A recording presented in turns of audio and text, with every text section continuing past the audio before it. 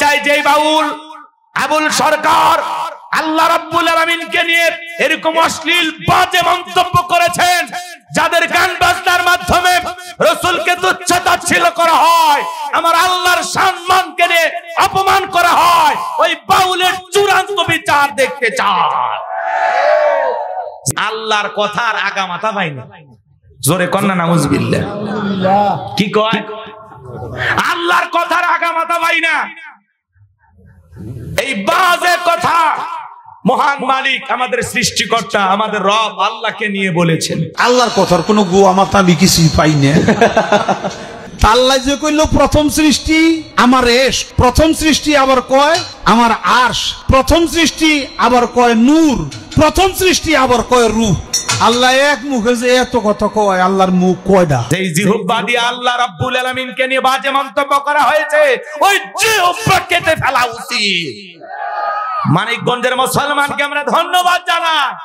আজকে সেই ভণ্ড বাউলের আস্থানা তারা ভেঙে পুড়িয়ে দিয়েছে। বাউলকে ফিটাইয়া, জনতা ফিটাইয়া পানির ভিতরে নামায় দিয়েছে।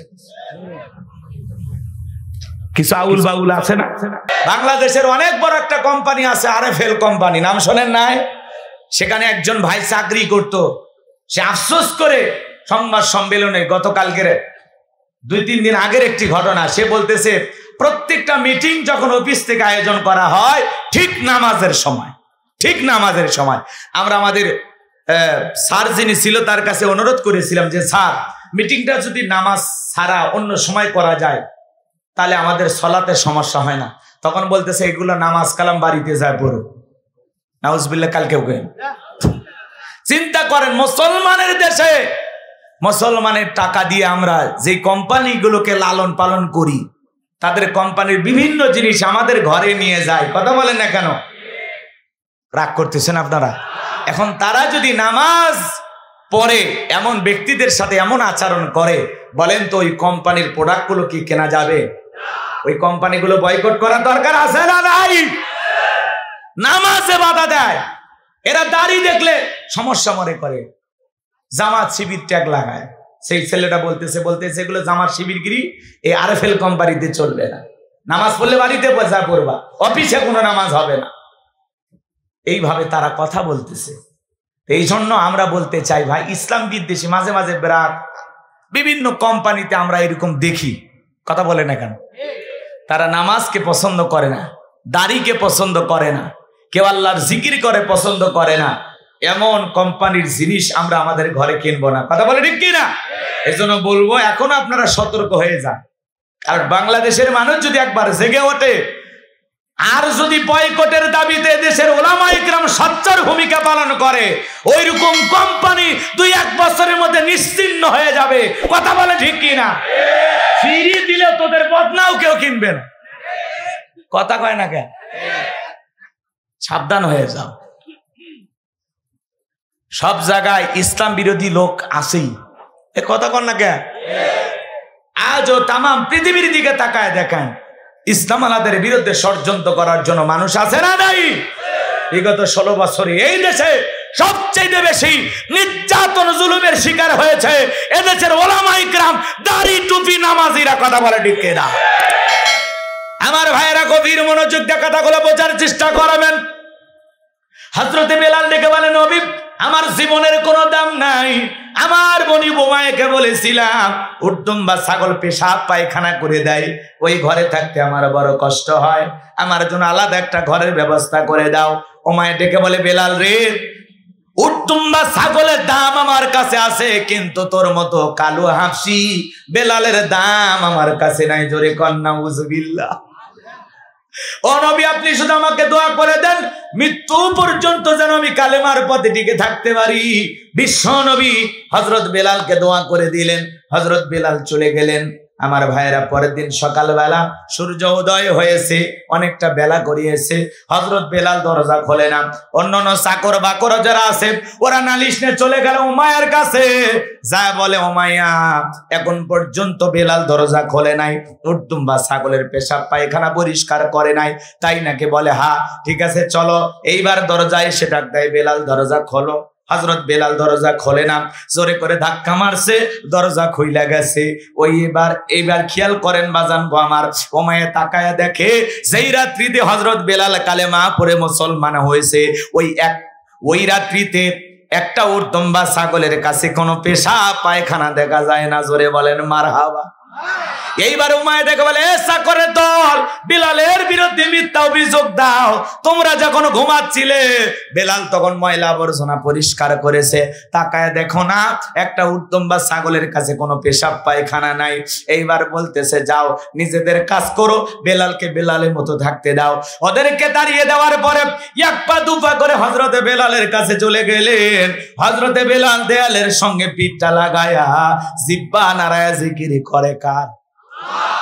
এইবার উমাইয়া বেলালের কাছে যা হালকা করে ধাক্কা মারছে, যখন জবান দিয়ে কালেমার আওয়াজ বের হয়েছে, তখন উমাইয়া ডেকে বলে, বেলাল তোর জবান দিয়ে কি শুনলাম, তুমি কি মুসলমান হয়েছো? হযরতে বেলাল ডেকে বলে, মুসলমান হয় যারা মিথ্যা কথা বলতে পারে না তারা। অকুলু কওলান সাদিদা, মুসলমানেরা হবে সত্যবাদী, মুসলমানেরা কখনো মিথ্যাবাদী হতে পারে।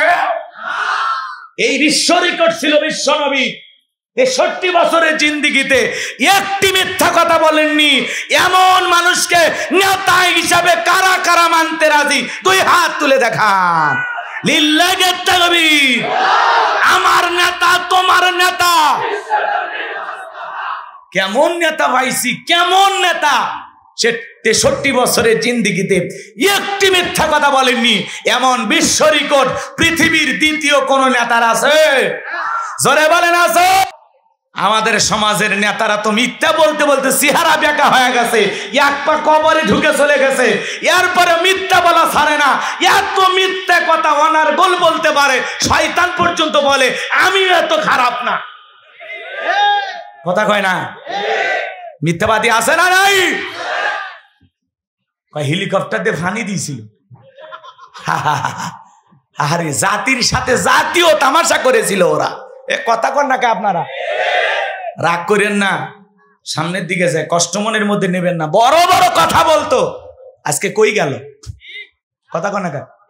মন্ত্রীরা সব কোথায় গেল, কোথায় কাদের কাকা? ওদের সারা দেশটা বড় লাগে ফাঁকা ফাঁকা। না না বলবো না, কষ্ট হচ্ছে। তাহলে একটু জোরে বলেন লিল্লাহি তাকবীর। মন্ত্রীরা সব কোথায় গেল, কোথায় কাদের কাকা? ওদের সারা দেশটা বড় লাগে ফাঁকা ফাঁকা। আইন মন্ত্রী আটকে গেল আইনেরই ফাঁকে, দাড়ি সারা দরবেশটারে ভণ্ড ভণ্ড লাগে। কি কষ্ট পাচ্ছেন? আইন মন্ত্রী আটকে গেল আইনেরই ফাঁকে, দাড়ি সারা দরবেশটারে ভণ্ড ভণ্ড লাগে। শুনেছি কত নেতা নেত্রী হয়েছে ভাই গ্রেপ্তার, শুনেছি ভাই কত নেতা নেত্রী খাইতেছে ভাই ডান্ডা, কালামানিকের সিলেটবাসী ফাটিয়েছে ভাই আন্ডা। পলকেরও ঝলক গেল, পলকেরও ঝলক গেল, থামিয়ে নেটের চাকা। ওদের সারা দেশটা বড় লাগে ফাঁকা ফাঁকা। কোথায় গেল সংসদেতে মমতাজের গান, কোথায় গেল হযরত বলা স্বামী ওসমান? না থাক, কষ্ট হচ্ছে। এই সমাজে এগুলো আছে না নাই? আমরা শুনতেছিলাম যে স্বামী ওসমানের বাসায় নাকি ভারত থেকে দুবাই থেকে, মানে ভারত থেকে দুবাইয়ের পথে। আবার শুনতেছি নাকি ওখানেও জায়গা হচ্ছে না। আরে খুব মায়া লাগে, আসেন আপনি আবার আসেন। এ কথা কয় না কে? এভাবে আর কত ঘুরবে, তাই না? চিন্তা করেন, চিন্তা করেন। মানুষ মানুষ হওয়া লাগবে, মানুষ। কথা বলেন না কেন? ক্ষমতাকে আল্লাহ তাআলার আমানত নিয়ামত মনে করা লাগবে। জনগণের কল্যাণে, মানুষের কল্যাণে, এদেশের মানুষের জন্য যদি আপনি কিছু করেন, দেশের মানুষ বুক দিয়ে আগলায় রাখবে। কথা বলেন ঠিক কি না? খারাপ লাগে তো। এদেশে তার বাবার বাড়ি, স্বামীর বাড়ি ভারতে আছে, ওই দেশে জায়গা হচ্ছে না, দুবাইয়ে চলে যাচ্ছে। দুবাইও আবার যতটুকু আমি এখন মিডিয়াতে ওইভাবে ফলাফল প্রচার হয়নি, আমরা যতটুকু শুনতে পারলাম ওখানেও তিনি ঢুকতে পারতেছেন না। বিশ্বের বিভিন্ন দেশে তাকে পাঠানোর জন্য ভারত সরকার অনেক চেষ্টা করতেছেন, কিন্তু হচ্ছে না। কথা বলেন না কেন? এই জন্য মাঝে মাঝে বলতেছেন সুযোগ পাইলে চট করে ঢুকবো। আসেন আসেন, কথা কোন ঠিক কি না? আসেন, আপনি আসবেন না কেন? এদেশের নাগরিক আপনি আছেন, পরেরটা পরে বোঝা যায় নাকি? কন আসেন, আপাতত আসেন, এই পরে ভয় দেখালে হবে, বোঝেন। এখন আদর করে ডাকতে হবে, আসুক। ওনারা আসবে না কেন? আসেন, যারা যারা গেছে সবাই চলে আসে নাকি কহা? কিন্তু বিশ্বাস করেন, আমার কারো দেখতে মন চায় না, তবে একটা মানুষের জন্য আমার খুব দেখার ইচ্ছে, সেটা কাদের সাহেবকে। এই বেচারাটা আছে কোথায়? আমি খবরটা পাইতেছি। রাগ করতেছেন? স্মার্ট বাংলাদেশ বলতে পড়ে যাইতো, কি পালাবো না, প্রয়োজনে ফখরুল সাহেবের ঠাকুর গায়ের বাসায় গিয়ে উঠবো। কি ফখরুল সাহেব জায়গা দিবেন না? কই গেল বেচারা? খুব দেখতে মনে চায়। এই লোকটার তথ্য এখনো পাওয়া যাচ্ছে না, কথা বলে ঠিক কি না? আবার ফখরুল সাহেব ঠাকুর গায়ে যা বলে, কই কাদের সাহেব আপনি আসেন, আমি মেহমানদারি করার জন্য প্রস্তুত। আমার ভাইয়েরা মন খারাপ করবেন না, সমাজের বাস্তবতা মাঝে মাঝে তুলে ধরা লাগবে। অনেকে আবার রসকস করতে পারে, হুজুর ওয়াজের মধ্যে এগুলো কি, এগুলো মাঝে মাঝে বলা লাগবে। দেশের মানুষ ভুলে গেলে হবে না, সচেতন হওয়া লাগবে। কারা কি ব্যবহার করেছে ভুলে গেলে চলবে? কারা আইনা ঘর বাড়িয়েছে? কারা দেশের কোরআনের পাখিকে বিদায় করে দিয়েছে? কারা দেশের নিরীহ মানুষকে ফাঁসি দিয়ে বিদায় করেছে? অতীত ভুলে গেলে চলবে না, ইতিহাস কিন্তু ঘটনা ঘটার পরে লেখা হয়। এই জন্য সব কথা বাংলার মুসলমান মনে রাখবে, এদেশের জনগণের সাথে কে কেমন ব্যবহার করেছে। এই জন্য ভাইয়েরা আমার, দুনিয়ার জমিনে তারা লাঞ্ছিত হবে, দুনিয়ার জমিনে তারা অপমানিত হবে, তার বাস্তব উদাহরণ আমরা দেখতে পাচ্ছি। এজন্য জুলুম করতে নাই, মানুষকে ভালোবেসে বুকে টানতে হবে। কথা বলেন ঠিক কিনা? চলেন ভাইরা আমার, ছাত্রদের গণ আন্দোলনে আপনারা দেখেছেন গণভবন কিভাবে দখল হয়েছে। আমি আশ্চর্য হয়ে গেলাম, এদেশের ছেলেদের এমন আবেগ। একজন দেখলাম সংসদ ভবনে ওই চেয়ারে বৈশা বিড়ি টানতেছে। আমি এটা দেখার পরে কষ্ট পাইছি, কারণ আবেগ ভালো, এত আবেগ ভালো না। কেউ ফ্রিজের মাছ, কেউ বাবা রান, যে যেমনে পেরেছে কাপড় চোপড় পোশাক আশাক কেউ কিছু বাকি রাখেনি। পরে আবার অনেকেই সবকিছু ফেরত দিয়ে আসছে। কথা বলেন ঠিক কিনা? এজন্য বাজান গো আমার, যে কথা আমি বলতে চাচ্ছিলাম, হযরত বেলালের কথা মনে আছে না নাই? আরো জোরে বলেন, মনে আছে না নাই? হযরত বেলাল দিকে বলে, মুসলমান হয় যারা, মিথ্যা কথা বলতে পারে না তারা। আমি গতকাল রাত্রিতে বিশ্ব নবীর হাতে হাত রেখে আমি কালেমা পড়ে মুসলমান হয়েছি, বলুন সুবহানাল্লাহ। ওমায় ডেকে বলে, বেলাল রে, উত্তম বা ছাগলের মালিক বানায় দেব, থাকার জন্য ভালো ঘরের ব্যবস্থা করে দেব, একটাই শর্ত, আব্দুল্লাহর বেটা মুহাম্মদ সাল্লাল্লাহু আলাইহি সাল্লামের ধর্ম ত্যাগ করে আবার আমাদের বাপ দাদার ধর্মে ফিরে আসো। হযরত বেলাল ডেকে বলে, ওমাইয়া, দুনিয়ার পার্থিব সম্পদের বিনিময়ে বেলাল তার ঈমান বিক্রি করবে না। এইবার উমাইয়া ডেকে বলে, বেলাল, আমার কথা না শুনলে বড় নেতা আবু জেহেলকে খবর দেব। হযরতে বেলাল ডেকে বলে, কোন বড় নেতা ছোট নেতা এখন কাউকে গুনার টাইম নাই। আমি দুনিয়ার কোন আবু জেহেলকে ভয় করি না, আমি ভয় করি আমার আল্লাহকে। আল্লাহ ছাড়া দুনিয়ার কোন মানুষকে ভয় করা যায় নাই। কার ভয়ে আপনি এত ভয় করেন? কয়দিন বাঁচবেন? ভাই হুজুর সাবধানে কথা বলেন, অবস্থা ভালো না। কি কি সমস্যা আপনার? কথা কন না কে? এত ভয় পান মাহফিল দেওয়ার দরকার কি? কষ্ট পাচ্ছেন নাকি? ভয় করলেই ভয়, আর ভয় যদি না করেন কেউ আপনারা ভয় দেখাতে পারবে না। কথা কন না কে? এজন্য যা হয়েছে হয়েছে, সামনেতে যেন আর এরকম না হয়। কথা কি বোঝা গেল? এখন সেই হিসেবে আপনাকে কেমনে চলা লাগবে একটু বুঝে চলেন, ঠিক আছে তো? আর কত বোকা থাকবেন, সারা জীবন ওরা ধোকা দেবে, আর সেই ধোকার ফাঁদে আমরা পা দেব? কথা কয় না? একটু পরিবর্তন হওয়া দরকার আছে না নাই? জি জি জি, মনে রাখবেন, আমার ভাইয়ের, আমি যে কথা বলতে চাচ্ছিলাম গভীর মনোযোগ দিয়ে শুনে যান। এইবার ওমায় চলে গেলে আবু জেলের বাড়িতে, যাই বলে নেতা আমার বাড়ি কৃতদাস বেলাল কালেমা পড়ে মুসলমান হয়েছে, তাই নাকি? বলে হ্যাঁ ঠিক আছে, বাড়িতে যে আমি আসতেছি। আবু জেল তার সাঙ্গ পাঙ্গ ক্যাডার মাস্তান ছিল, বিশেষ একটা বাহিনী ছিল যাদের কাজই হলো নতুন নতুন মুসলমানদের উপর নির্যাতন জুলুমের স্টিম রোলার চালানো। আবু জেলের একটা বিশেষ বাহিনী ছিল। আজও তাম পৃথিবীর দিকে তাকা দেখেন, ওই জালেমদের একটা বিশেষ বাহিনী আছে। ওই বিশেষ বাহিনীর মাধ্যমে এদেশের ইসলামপন্থী মানুষদের উপরে ওরা নির্যাতন জুলুম করে। কাশ্মীরে মুসলমান মারে, ফিলিস্তিনিতে মুসলমান মারে, কথা বলে ঠিক কিনা? কারা কারা ওরা বোঝেন নাই?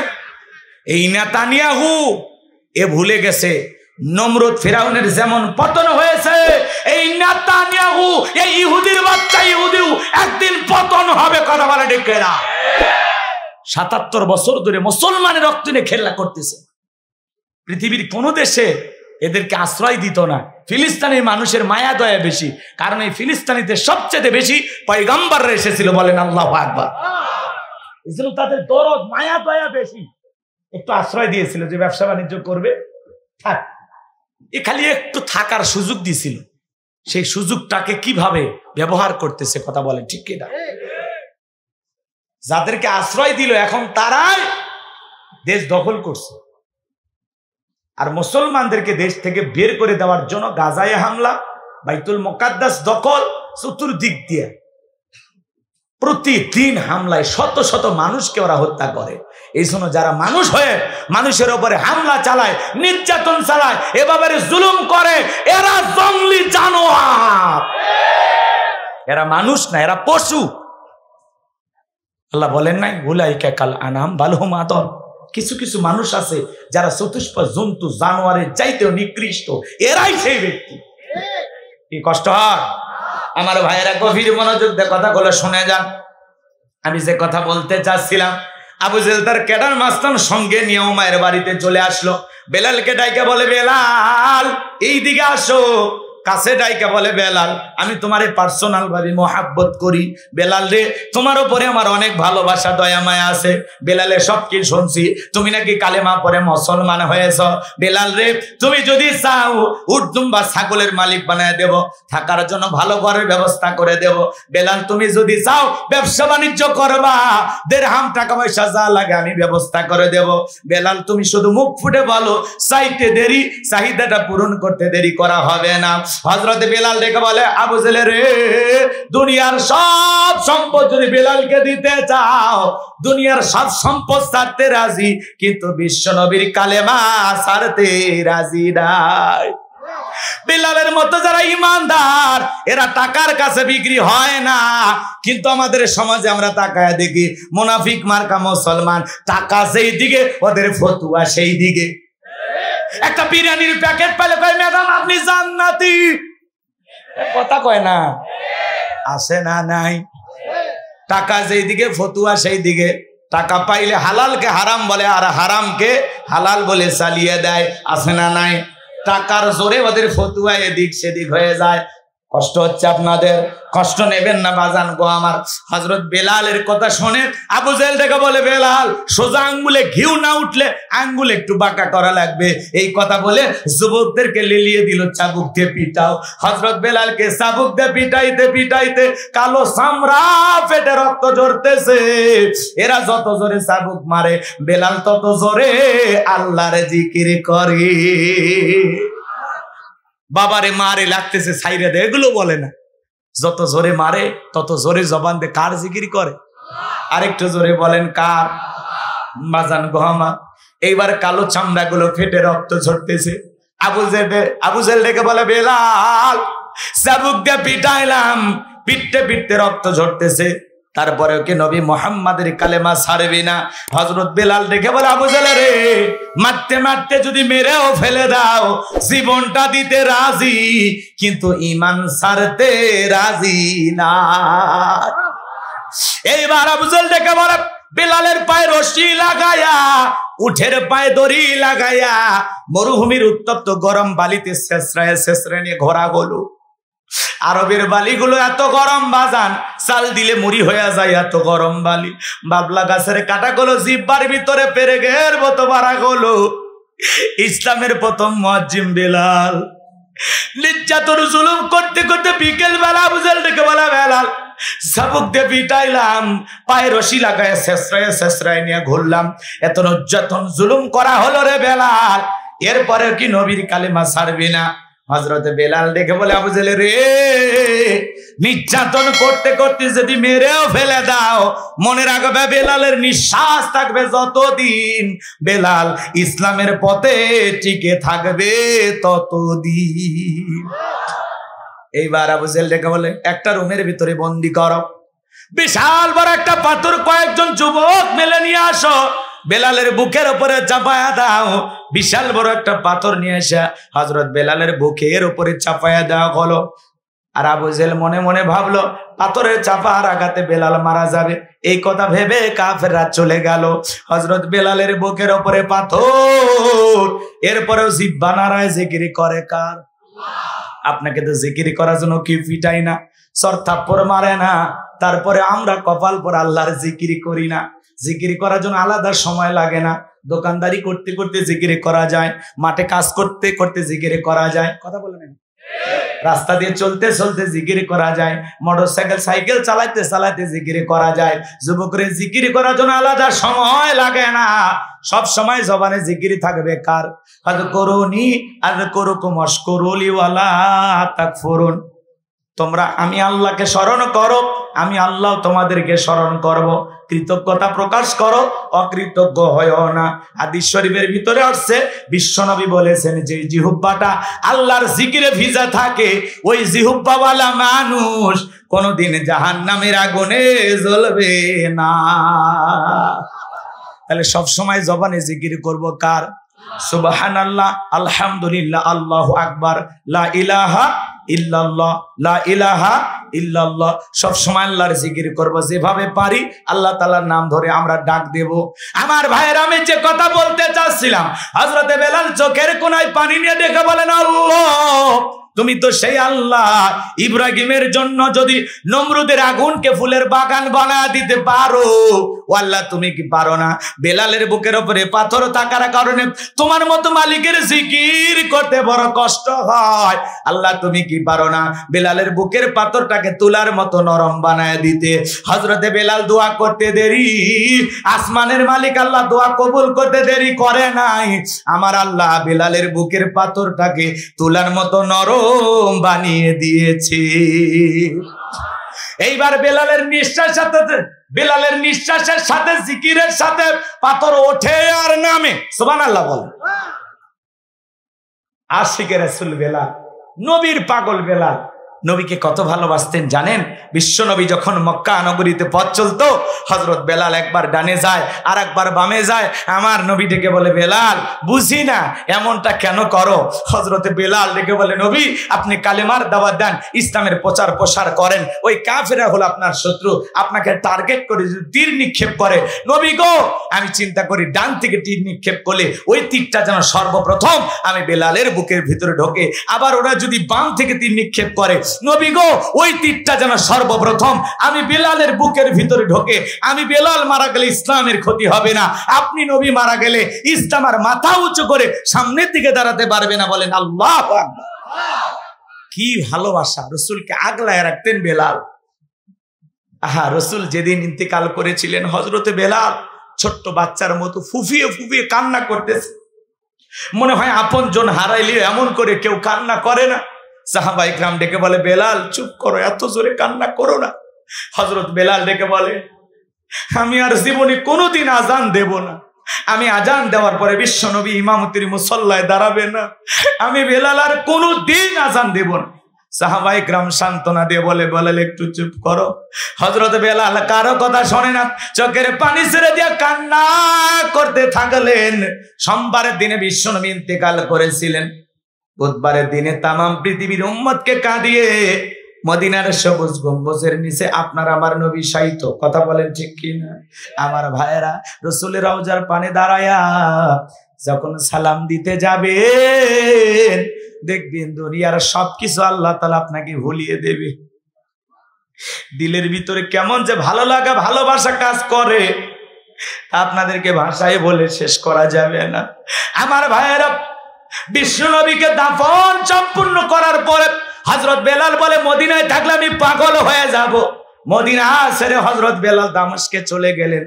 6 মাস অতিবাহিত হয়ে যাওয়ার পরে নবীজি ঘুমের ঘরে ডেকে বলে, বেলাল, কত মানুষ দেশান্তর থেকে আইসা বিভিন্ন দেশ সফর করে আইসা আমি রসুলের রওজা পাকে দাঁড়ায়া আমার কবরের পাশে দাঁড়ায় সালাম দেয়, এ বেলাল আয় আয় একবার মদিনায় আইসা আমি নবীকে সালাম দিয়া যা। বিশ্ব নবীকে স্বপ্নে দেখার পরে হযরত বেলাল আর দেরি করলেন না, পরের দিনে মদিনার পথে রওনা করলেন। হযরত বেলাল মদিনায় পৌঁছার পরে সমস্ত সাহাবায়ে কিরাম ডেকে বলে, বেলাল দাও না একবার আজান দাও, তোমার কণ্ঠে আমরা আজান শুনতে চাই। হযরত বেলাল ডেকে বলে, আমি আজান দেওয়ার পরে বিশ্বনবী ইমামতির মুসল্লায় দাঁড়াবে না, আমি বেলাল আর আজান দেব না। ছোট ছোট বাচ্চারা পর্যন্ত বলে, মা বেলাল আসছে, একটু বেলালকে দেখে আসি। নবীর নাতি হাসান আর হোসাইন দুইটা ভাই বেলালের কাছে আইসা হযরতে হোসাইন বেলালের হাতটা ধরে বলে, নানু ভাই, নানাও চলে গেছে, তুমি আমাদেরকে ছেড়ে চলে গেছো, নানু ভাই দাও না একটু আজান দাও, আমি হোসাইন তোমার একটু আজান শুনতে চাই। হাতটা ধরে যখন নানু ভাই বলে ডাক দেয়, ও নানু ভাই দাও না একটু আজান দাও।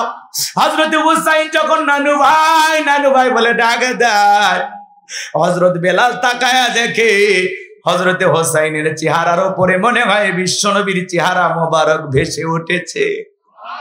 মনে হয় মদিনার নবী ডাইকা বলে, বেলাল দেন একবার আজান দে, আমি নবী কতদিন হয়ে গেল তোর আজান শুনতে পাই না। হোসাইন যখন কেঁদে কেঁদে হাতটা ধরে নানু ভাই বলে ডাক দেয়, হযরতে হোসাইনের অনুরোধ ফেরাইতে পারলেন না। 6 মাস পরে বেলাল মদিনায় আইসা আবারও আজান দিলেন, বলুন আল্লাহু আকবার। ঘটনা অনেক লম্বা আছে, ওই দিকে যাওয়ার সুযোগ নাই। বেলালের উপর নির্যাতন জুলুমের কথা বিশ্বনবীর কান পর্যন্ত যখন পৌঁছে গেল, আমার নবী ডেকে বলে, আবু বকর, বেলালের উপর নির্যাতন জুলুমের কষ্টের কথা আমার আর সহ্য হয় না, যাও যাও তুমি আমার বেলালের জন্য একটা কিছু করো। হযরত আবু বকর সিদ্দিক রাদিয়াল্লাহু তাআলা আনহু কয়েক গুণ দাম বেশি দিয়া গোলামীর জীবন থেকে হযরত বেলালকে আজাদ করলেন, মুক্ত করলেন, বলুন আল্লাহু আকবার। এই যখন ইসলামের অবস্থা বাজান গো আমার, একদিকে সন্তান হারানোর ব্যথা, অন্যদিকে সাহাবায়ে কিরামদের উপরে নির্যাতন জুলুম, এই জন্য রাসূলের মনটা কি খারাপ। সন্তানের ব্যথায় সাহাবায়ে কিরামদের নির্যাতন জুলুম কষ্টের কারণে রাসূল ব্যথিত। আচ্ছা বলেন তো, নবীজির যখন মন খারাপ, নবীকে সান্ত্বনা দেওয়ার দায়িত্ব কার?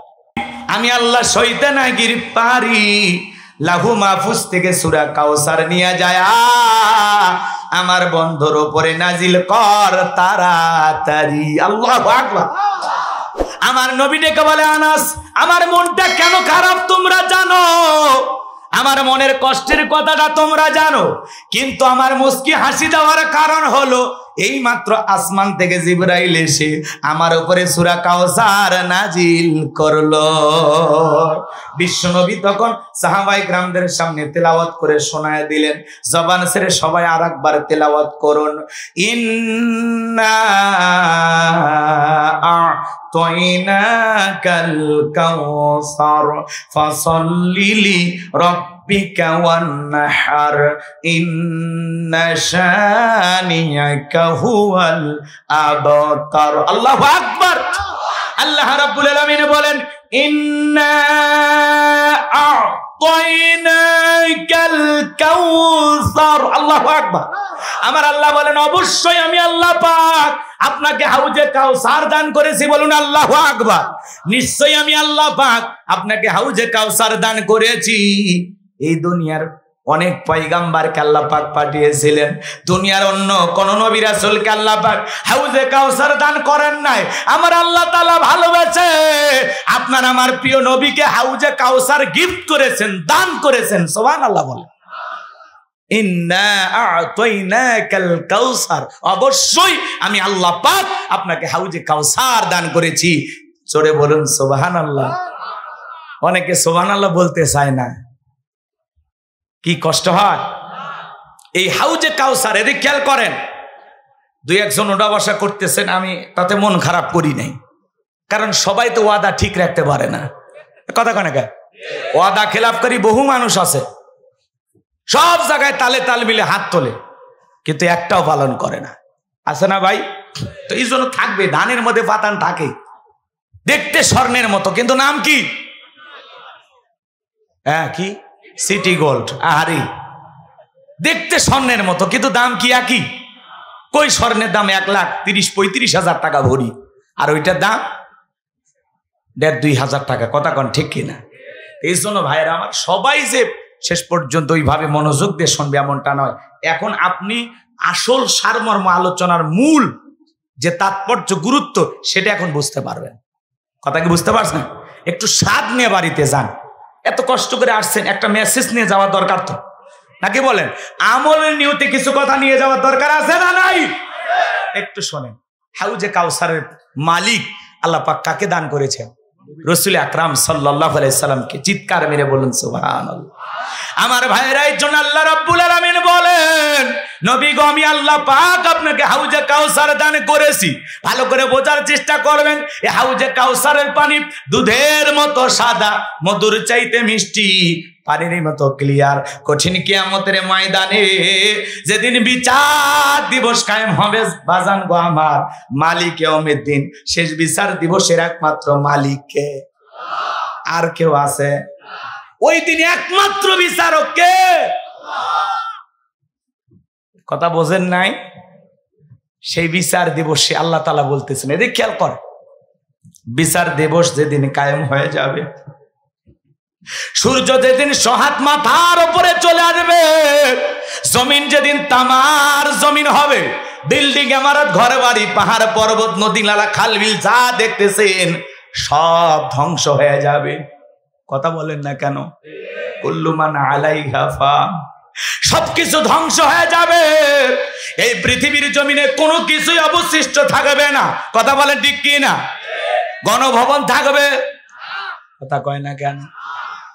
অবশ্যই জো বাইডেনের বাড়িটা তো থাকবেই, ভারতের তাজমহল থাকবে, মালয়েশিয়ার সেই বিশাল বড় বিল্ডিংটা তো থাকবেই, সৌদি আরবের ঘড়ি টাওয়ার অবশ্যই থাকবে। এই পৃথিবীর জমিনে যত বিল্ডিং ইমারত দেখতেছেন সব ভেঙে তছনছ হয়ে যাবে, কোনো কিছুই অবশিষ্ট থাকবে। এ বাজান, ওই কিয়ামতের কঠিন দিনে মানুষের জিহ্বা কুকুরের মতো ঝুলে আসবে নাভি পর্যন্ত, জমিন হবে তামার জমিন, মানুষ উলঙ্গ হয়ে সেদিন উঠবে বাজান গো বাবা, কারো দেহে কোনো পোশাক থাকবে না। আম্মা জান আয়েশা এই কথা শোনার পরে আমার নবীকে ডেকে বলে, নবী গো, সেদিন যদি সবাই উলঙ্গ হয়ে হাসরের ময়দানে ওঠে, সেদিন কি মানুষের লজ্জা করবে না? আমার নবী বিশ্ব নবী ডেকে বলেন, আয়েশা, সেদিন মানুষ নিজেকে নিয়ে এত ব্যস্ত হয়ে পড়বে, ওই কঠিন কিয়ামতের ভয়াবহতা এত কঠিন, কেউ কারো দিকে তাকানোর জন্য এক সেকেন্ডও সময় পাবে না, সবাই নিজেকে নিয়ে ব্যস্ত থাকবে। বলেন আল্লাহু আকবার। আমার ভাইয়েরা, সেদিন মা তার সন্তানের পরিচয় দেবে না, বাবা সেদিন বলবে আমি তো বিয়েই করি নাই, ভাই ভাইকে চিনবে না, স্বামী স্ত্রীর পরিচয় দেবে না। ওই কঠিন কিয়ামতের ময়দানে বিশ্বনবী তার আদরের উম্মতদেরকে হাউজে কাউসারের পানি পান করার জন্য পিয়ালে নিয়ে দাঁড়িয়ে থাকবেন। নবীর সামনে হাজার হাজার মানুষ দলে দলে যাবে, কিছু মানুষের সামনে আল্লাহ তাআলা পর্দার আবরণ তৈরি করে দেবেন। আমার নবী তখন থেকে বলবেন, আল্লাহ, সংখ্যায় আমি অনেক মানুষ দেখতে পাইলাম, কিন্তু এখন জানি কেন জানি সংখ্যাটা কমে গেল, বুঝতে পারলাম না। আমার আল্লাহ তখন ডেকে বলবে, বন্ধু, আপনি তো পাইকারি দরে সবাইকে হাউজে কাউসারের পানি পান করাইতে পারবেন না। ওই দুনিয়ার জমিনে দুইটি অপরাধ করেছিল যারা, আজকে হাউজে কাউসারের পানি পাবে না তারা। কয়টা অপরাধ? কি কি অপরাধ শুনবেন? কথা কয় না, কথা কয় না, শুনবেন? একটা তাকবীর দেন, লিল্লাহি তাকবীর। আমার নবীর কাছে আল্লাহ বলবেন, নবী দুইটি অপরাধ করেছিল যারা হাউজে কাউসারের পানি পান করতে পারবে না তারা। নবীজি হাউজে কাউসারের পিয়ালা নিয়ে দাঁড়িয়ে থাকবেন, চিন্তা করেন, রসুল নিয়ে দাঁড়িয়ে থাকবেন, আপনি রসুলকে দেখবেন, আবার রসুলের হাতে হাউজে কাউসারের পিয়ালার পানি পান করবেন। এই সৌভাগ্যবান, এই সুন্দর একটি দৃশ্যের মুখোমুখি আপনারা কি হতে চান? রসুলের হাতে কারা কারা হাউজে কাউসারের পানি পান করতে চান? দুই হাত তুলে আল্লাহকে দেখান। আল্লাহ আমাদের সবাইকে রসুলের হাতে এক পেয়ালা করে হাউজে কাউসারে পানি পান করা তৌফিক দান করুন। জোরে বলুন আমিন। সেই সৌভাগ্যবান উম্মতদের তালিকায় আল্লাহ আমাদের নামগুলো লিখে নেন। জোরে বলেন আমিন। আরো একবার বলেন আমিন। হাত নামান। শোনেন, হযরত আবু বকর সিদ্দিক রাদিয়াল্লাহু তাআলা আনহু পেয়ালাগুলো ভরায় দিবেন, মাঝখানে দাঁড়িয়ে থাকবেন হযরত ওমর। হযরত আবু বকরের হাত থেকে নিয়ে হযরত ওমর বিশ্বনবীর হাতে দেবেন, আর নবীজি তার আদরের উম্মতদেরকে খুঁজে খুঁজে হাউজে কাউসারের পিয়ালার পানি পান করবেন। একবার যদি কেউ হাউজে কাউসারের পিয়ালার পানি পান করতে পারে, জান্নাতে ঢোকা পর্যন্ত তার আর তৃষ্ণা লাগবে না। সুবহানাল্লাহ, একটু জোরে বলেন। কঠিন কিয়ামতের বিচার দিবসের একদিন হবে 50,000 বছরের সমান। সেদিন এদিক খেয়াল করেন, আল্লাহ তাআলার একটা ভিআইপি গ্যালারি থাকবেন, আরশের নিচে 7 শ্রেণীর মানুষ ছায়া পাবে। কয় শ্রেণীর? ওইটা আল্লাহ তাআলার একটা ভিআইপি গ্যালারি। ওখান থেকে বসায় আল্লাহর প্রিয় গোলামেরা কিয়ামতের ফাইনাল খেলা উপভোগ করবে। বলেন আল্লাহু আকবার। কারো ভাগ্যে যদি রসুলের হাতে এক পেয়ালা হাউজে কাউসারের পানি জুটে যায়, আর আল্লাহর আরশের নিচে ছায়া যদি জুটে যায়, সেই ব্যক্তি জান্নাতি, তার আর কোনো টেনশন নাই। সুবহানাল্লাহ বলেন। এইবার হাউজে কাউসারের পানি চাইলেন আর পাইলেন, অতই সহজ। কথা কয় না কা?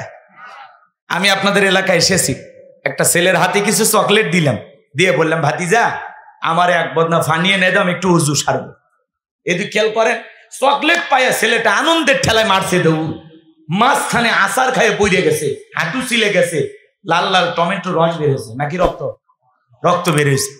কিন্তু ওই চকলেট থাকার কারণে ছেলেটা উঠে দাঁড়াইছে, বদনা ভরে আমার সামনে আসছে। আমি তখন বললাম, বাবা এই পানিটা আনতে গিয়ে তোমার কষ্ট হয়েছে, ওই যে মাঝপথে আচার খাইয়ে পড়ে গেছে, হাঁটুটা ছিলে গেছে, রক্ত মনে হয় বের হয়েছে। ওই চকলেট থাকার কারণে ওই ছেলেটা আনন্দের ঠেলায় বলতেছে, আমি এরকম কত পড়ে যাই, আমার কিছুই হয় না। এত খুশি কেন? কারণ হাতে কি আছে? ওই কিয়ামতের কঠিন দিন, ভয়ঙ্কর দিন আপনার কাছে কঠিন মনে হবে না যদি এক পেলা হাউজে কাউসারের পানি পান করতে পারেন আর আল্লাহর আরশের নিচে ছায়া পান, তাহলে আপনার কাছে কিয়ামতের কঠিন দিন কঠিন মনে হবে না, আমার আল্লাহ সহজ করে দিবেন। বলুন সুবহানাল্লাহ। এখন পানি চাইলেন আর পাইলেন, অতই সহজ। একটু আমল করা লাগবে না? কথা বলেন এখন। ঠান্ডা পানিতে ওযু বানায়া সিজদা দিতে হবে কাকে? আরো জোরে বলেন কাকে? নামাজের আলোচনা শুনে নতুন একজন ভাই হয়তোবা কালকে মসজিদে যাবে, পুরাতন যারা আগে থেকে নামাজ আদায় করে তখন আবার বলবে, বাপ রে বাপ, উত্তর পাড়ার বাদশা আবার কোন দিন নামাজ ধরলো, দেখি তো তোর নামাজ কয়দিন থাকে। এরকম ঠাট্টাকারী আছে না নাই? খবরদার মুরব্বী মুরব্বী, এই বেয়াদবি করা যাবে না। কথা বলে না কেন?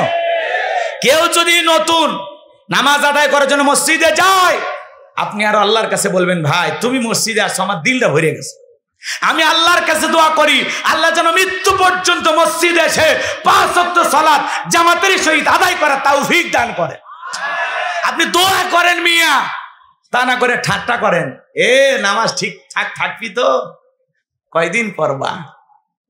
মনে হয় মসজিদের ওটা হলো সিসি ক্যামেরা, এর দায়িত্ব কে ঢুকলো আর কে বের হলো খোঁজ খবর নেওয়া। কথা কর না কে? দাওয়াত দিয়ে তো 5 জনকে মসজিদ মুখী বানাইতে পারেন না, তা ঠাট্টা করেন কেন? ওই একদিন নামাজ পড়বে না 2 দিন পড়বে, সেটা ও ভালো বুঝবে। পারলে দোয়া করেন, বেয়াদবি করবেন না। যুবক মানুষ একটু মুখে দাঁড়িয়ে রাখছে, দেখলে কয়, ভাতিজা চ্যাংরা বয়সে বুড়ে হয়ে গেলে, কথা কয় না। বউক নিয়ে ঘুরতে গেছে, মানুষজন দেখালে কয়, ভাবি ভালো আছেন? হ্যাঁ। সাথে চাচার খবর কি? কথা কয় না, আছে না? না।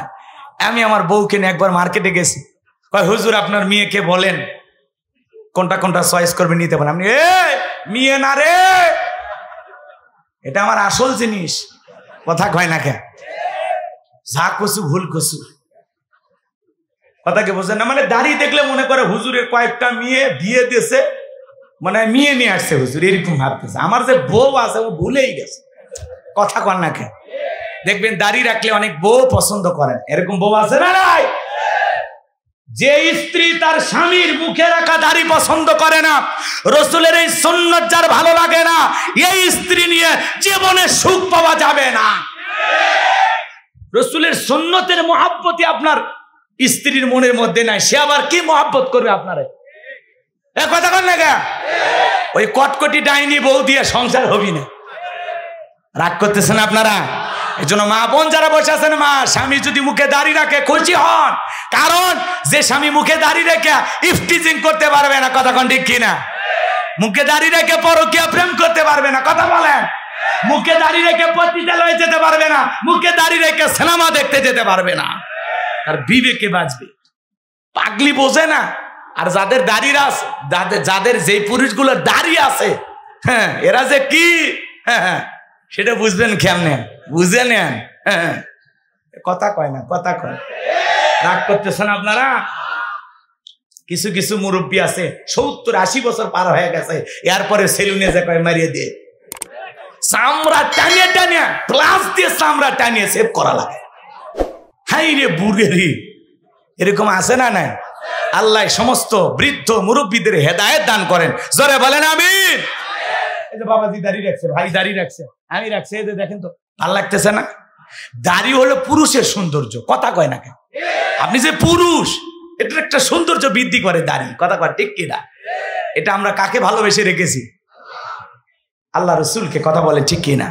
মানা হাব্বা সুন্নতি ফাকাদ হাব্বানি ওমানা হাব্বানি কানা মাই ফিল জান্নাহ। আল্লাহ রসুল বলেছেন যে আমার সুন্নতকে মোহাব্বত করলো, সেজন্য আমি নবীকে মোহাব্বত করলো, আর যে আমার সুন্নতকে ভালোবাসলো, সেই সুন্নত ভালোবাসাকারী উম্মত আর আমি রসুল পাশাপাশি জান্নাতে থাকবো। সুবহানাল্লাহ। এজন্য রসুলের সুন্নতে এই দাড়ি, এটাকে মোহাব্বত করতে হবে, কথা বলেন ঠিক কিনা? মা বোন যারা বসে আছেন, মা খবরদার খবরদার, দাড়ি রাখলে আনস্মার্ট মনে করবেন না, দাড়ি রাখলে মনে করবেন না ও দুনিয়ার কিছু বোঝে না। দাড়ি রাখার পরেও আপনার স্বামী আপনাকে হাজারো সুখ ভালোবাসা দিতে পারবে, কথা বলেন ঠিক কিনা? আমার ভাইয়েরা লম্বা করার সুযোগ দেয়। যে কথা আমি বলতে চাচ্ছিলাম, গভীর মনোযোগ দিয়ে শুনবেন। হাউজে কাউসারের পানি পান করতে গেলে কাজ করতে হবে দুইটি, জোরে বলেন কয়টি? আল্লাহ যাদেরকে হাত দিয়েছে 2 আঙ্গুল তুলে বলেন তো কয়টি? আর একটু জোরে বলেন কয়টি? এবার 2 নাম্বার আয়াতে আল্লাহ সেটা জানিয়ে দিলেন, জবান ছেড়ে সবাই তেলাওয়াত করুন। ফাসাল্লিলি রাব্বিকা ওয়ানহার, ফাসাল্লিলি রাব্বিকা ওয়ানহার। 1 নাম্বার হলো ফাসাল্লিলি রাব্বিকা, রবের উদ্দেশ্যে সালাত আদায় করা। নামাজ হবে একমাত্র কার জন্য? আল্লাহ। আর জোরে বলেন, قل إن صلاتي ونسكي ومحياي ومماتي لله رب العالمين।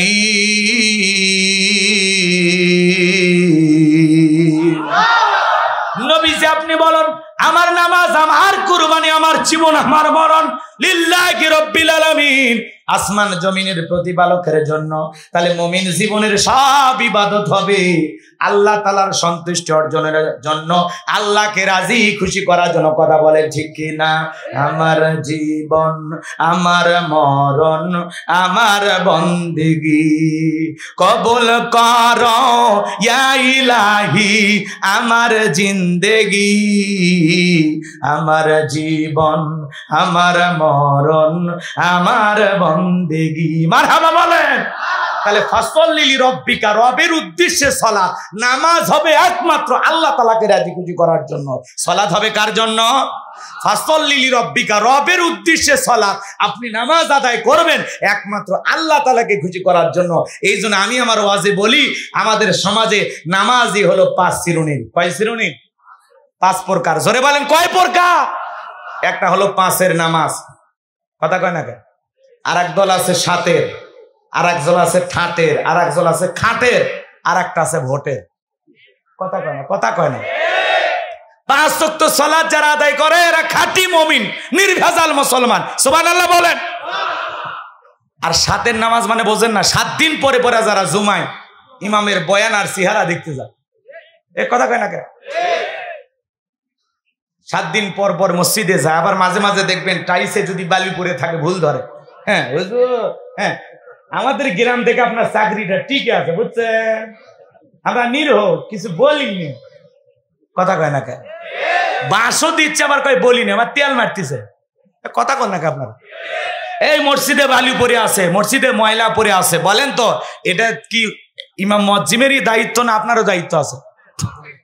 আল্লাহর ঘর পরিষ্কার করেন, মাঝে মাঝে আল্লাহর ঘরটা ঝাড় দেন, আল্লাহর ঘরের টাইলসটা মুছে দেন, দেখবেন অন্তরে তৃপ্তি পাবেন। এটা ফাজলামি করো না। ইমাম মুয়াজ্জিমের সাথে চাকরের মতো ব্যবহার করে।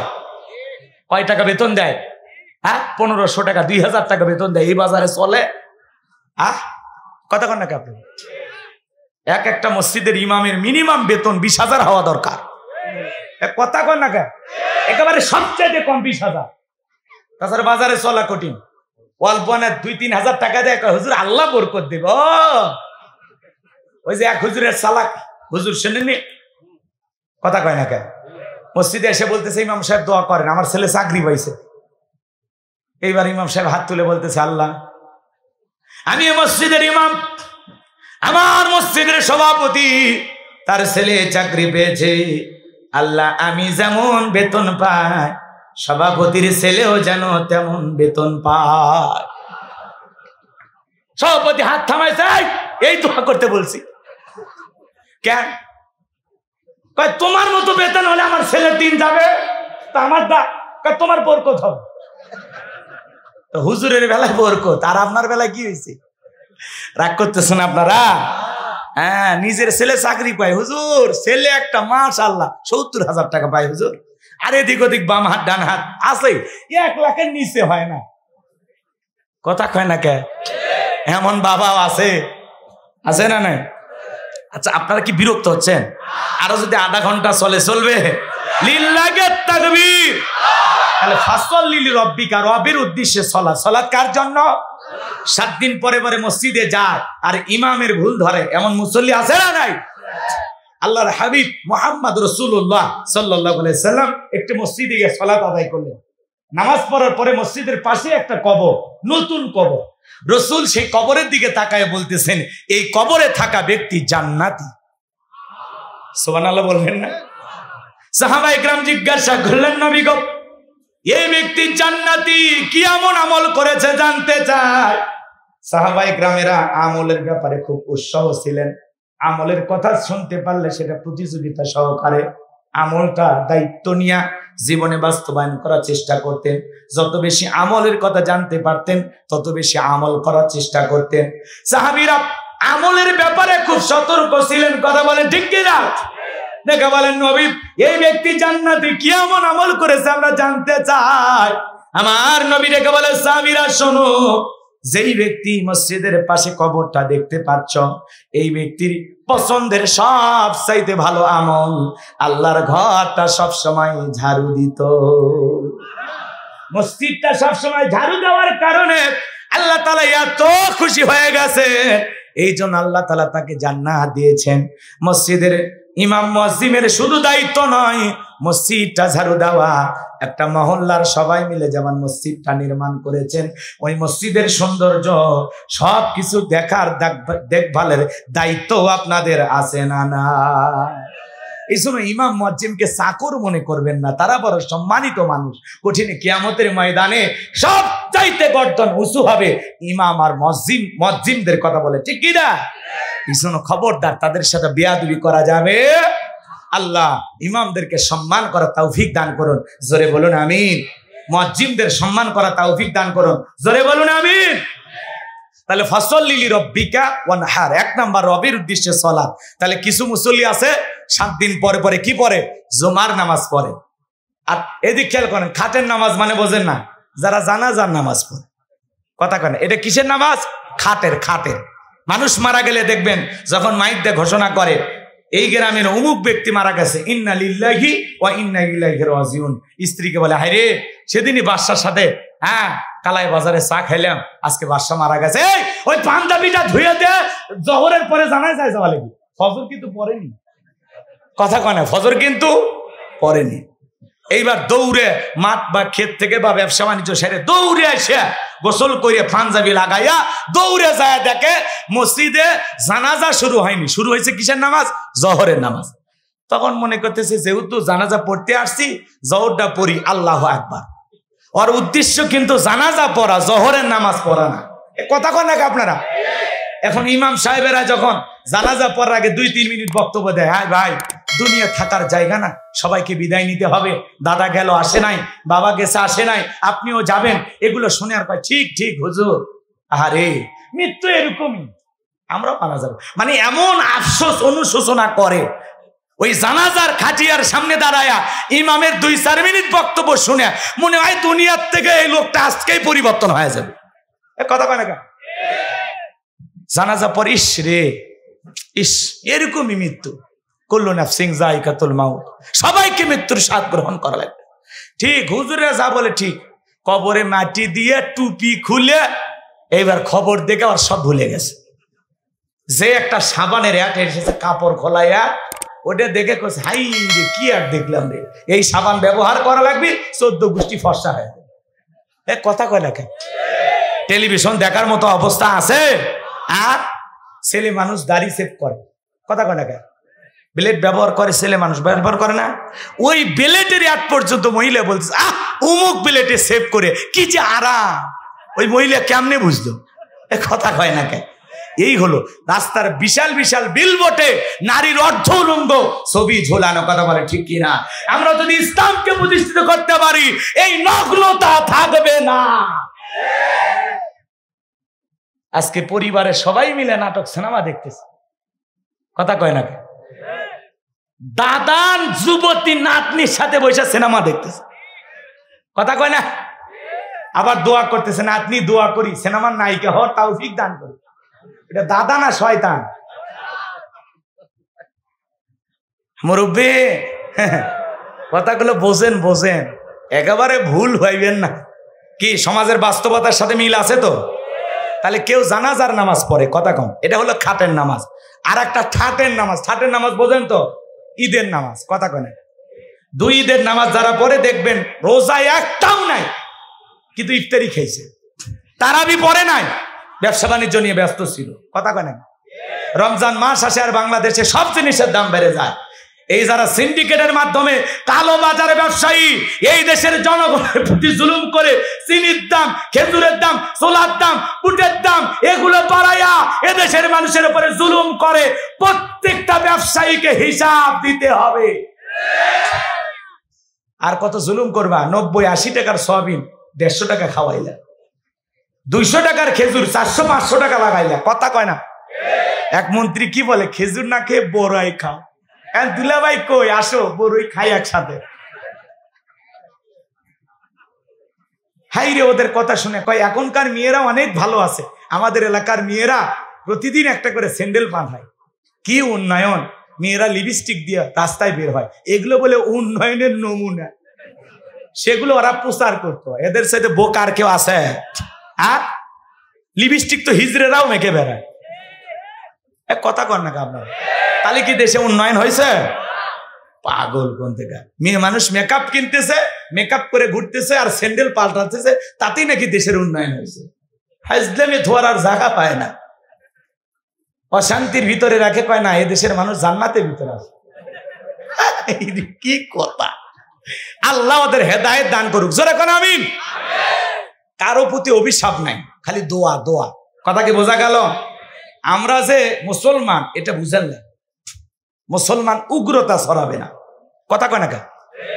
মুসলমান আক্রমণ করতে জানে না, মুসলমানের উপরে আক্রমণ আসলে সেটার প্রতিহত করবে, কথা বলে ঠিক কিনা? মনে থাকবে আমার ভাইয়েরা, গভীর মনোযোগ দিয়ে শুনবে। আর একটা আছে ভোটের নামাজ, বোঝেন নাই? নির্বাচনের আগে আগে নেতা এসে সমাবেশে বক্তব্য দিতেছে, আগামীতে যদি আমাকে ভোট দিতে পারে এলাকার রাস্তাঘাট পাকা করে দেব, ঘরে ঘরে বিদ্যুৎ দেব, গ্যাস দেব, আপনাদের কোনো দিক দিয়ে কোনো কমতি হবে না। মসজিদের মাইকে যখন আজান হয়েছে আল্লাহু আকবার আল্লাহু আকবার, এইবার নেতা বলতেছে আমি একজন মুসলমান, আমার বক্তব্য পরে চলেন আগে নামাজে যায়। নেতার কানে যদি বলা হয় ফজর কি পড়েছিলেন, বলে না না ওইটা জনগণের সামনে বলা যাবে না। কথা কয় না কেন? এমনও নেতা আছে ভোটের সময় এক নামাজ 2-3 বার পড়ে। এক নেতার কর্মীকে আমি জিজ্ঞাসা করছিলাম, শোনো তোমার নেতা যে কায়দা নামাজ পড়তেছে, ইসলাম মানতে হবে, ছেলে মেয়েকে মাদ্রাসায় পড়ান, কি সুন্দর ভালো ভালো বুলি, কি সুন্দর ডায়লগ। আমি বললাম যে তোমার নেতা যে নামাজ পড়ে ওযু, প্রথম দিন ওযু করতে দেখছি, বাকি দিনগুলো করছে কিনা জানি না। আছে না নাই?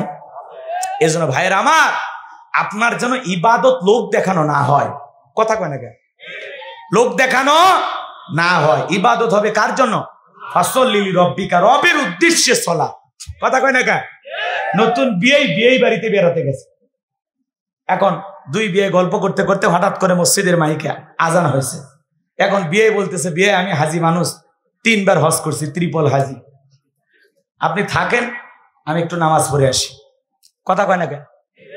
চিন্তা করলো নতুন বিয়ে বাড়িতে আসলে আমি যদি নামাজ না পড়ি মান সম্মান থাকে? ওই দিন বিয়ের মন রক্ষা করার জন্য নামাজ পড়ছে, এটা বিয়েকে খুশি করার নামাজ, আল্লাহকে খুশি করার জন্য নয়। কথা কয় না? নতুন জামাই দেখবেন শ্বশুর বাড়িতে গেলে কিন্তু 2-3 দিন নামাজ পড়ে। শাশুড়ি বলে বাবা জামাই মসজিদে যাও, এলাকার ময়মুর সাথে দেখা হবে, সালাম কালাম দাও, না হলে মানুষ বলবে অমুকে একটা জামাই পাইছে, খুব বদমাইশ, খুব দুষ্টু। কথা কয় না কেন? আতে বাবা যাও একটু মসজিদে যাও। নতুন নতুন জামাই এসে 2-4 দিন মসজিদে নামাজ পড়ে, এরপরে যখন বয়স যত বেড়ে যায় ওই জামাইয়ের ভণ্ডামি তত বাড়ে। বাচ্চা কাচ্চা হয়ে গেছে, এখন বিড়ি টানতে টানতে মুরব্বীদের সামনে যায়, সালামও দেয় না। এমন জামাই আসে না নাই?